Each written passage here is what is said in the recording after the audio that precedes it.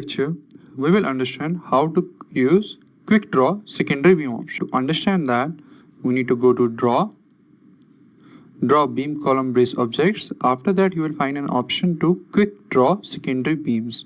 That is, we can quick draw secondary beams in plan view and 3D view. Left click on this option, properties of object window will open.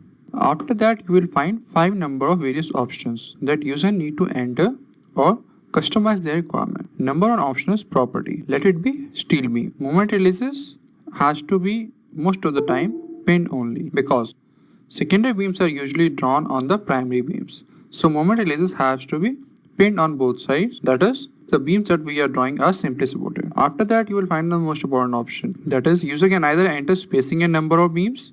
That is, what exactly it means that the number of beams that will be drawn here are 3, irrespective of the spacing. But if we have spacing, for example, we want spacing of 2000 mm. So what exactly is happening here that 3 beams are being drawn with 2 meter spacing. That is 8 meter. The distance from grid A to grid B is 8 meter. So this 8 meter is being divided into 4 parts of 2000 mm each. That is 2 meter each. So just left click here. You will notice that secondary beams are drawn from this point to this point and automatically joints are drawn. Similarly, in this area, for example, if we want to draw only 2 number of beams, we select spacing as the number of beams and number of beams as 2.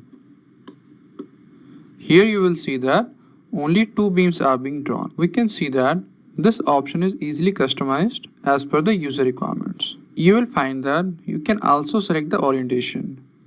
Right now, orientation is parallel to y-axis.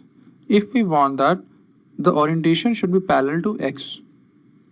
So you can see that now this orientation is reversed or it is perpendicular to the previous orientation. Similarly, we can do permutation and combination of different types of arrangements.